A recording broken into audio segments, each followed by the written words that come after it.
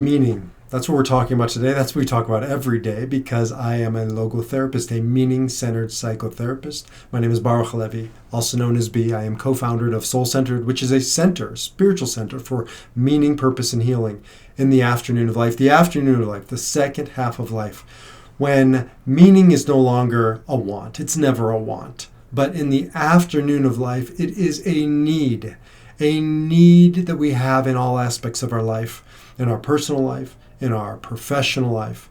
And that's what I want to talk today about: work. Professional life, work. How do we discover and contribute meaning in our lives and to the world? Work. It is one of the primary ways we do that. I counsel people around discovering the meaning in their work. And oftentimes, people just want to make a change of the context, to find a new venue, a new place of work, a new place of employment, or a new way to express their work. And that's the context. And that may come about, but you must always start where you stand. Don't run away from where you already are. Move towards what you want. And so that means starting with a different C, that's context. We're going to talk about content. And there's a third C, consciousness. So making changes through content, context, or consciousness. What does it mean to discover meaning in the content? The content is what you offer, not where you offer it, not how you offer it, what you offer. Is it meaningful? And there's always meaning in our content, in the creation of what we have to offer. Do we see the work that we're doing as creative?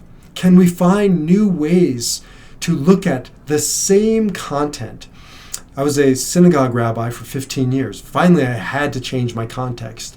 But there were many iterations prior to that where I had to change the content because all content becomes stale after a while, especially when you get good, especially when you achieve mastery. I mean, I work with professionals, with people in the C-suite who are uber successful.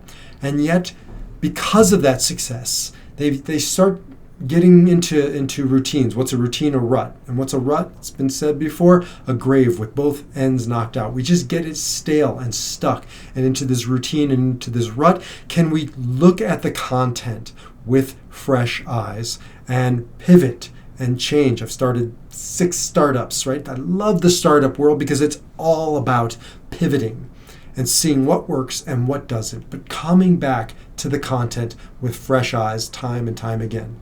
However, you get to a point sometimes when the content isn't working, or it's not mine, like being a pulpit rabbi wasn't mine anymore. It took me some time, but finally I realized I had to put it down, offer it to somebody else, and had to go out and find new content in a new context.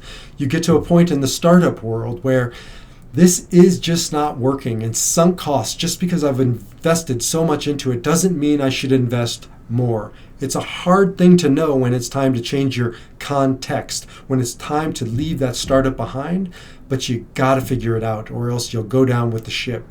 So you change your context.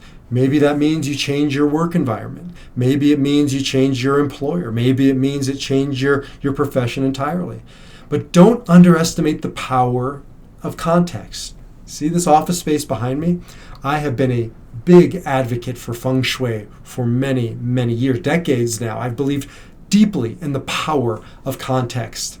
You know, people think it's just kind of a nice thing, a luxury to have this office. By the way, this office didn't cost that much. I did it all myself.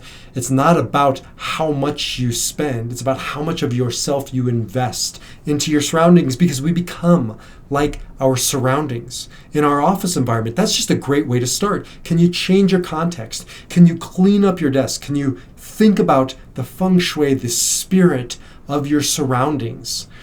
Don't underestimate the power of it. It can change the way you feel. It can change the way you perform and the content that you deliver. But beyond just feng shui, can you think about the context, the people in your lives, in your office suite, in the company?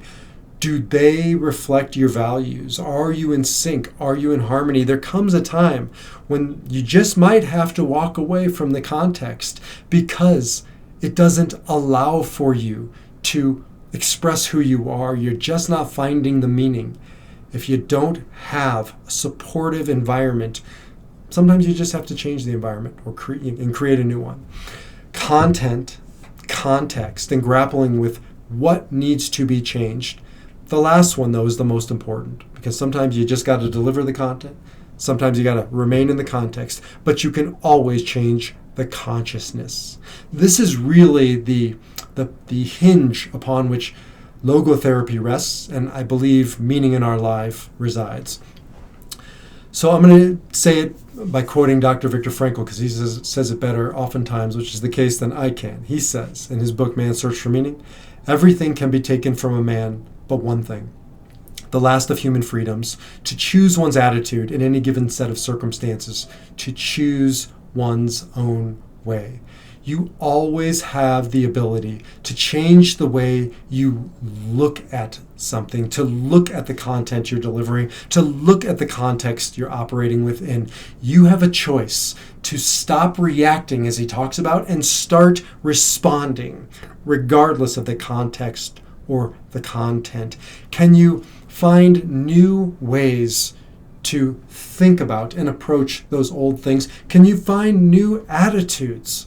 So much of the work I've done in my own life and helping other people achieve is to start changing their attitude, their response in their life. There is nothing worse, in my opinion, than when we're reacting. We don't even realize what we're doing. We're just on autopilot. But if you can take a moment in your office environment, in your work, in your life, catch your breath, come back off of autopilot, take the reins of your life, and become conscious of what you're doing. That is oftentimes the most important change, which will impact your context, and it'll impact your content, and it begins with consciousness. But those are the three ways, as I see it, to make change in your life in general, and in your work in particular. Changing your content or changing your context. At the very least, at the end of the day, changing your consciousness, the way you think about the things in your life, to stop reacting and to start responding. Until the next time, I'm Baruch Halevi B. Love to hear more from you.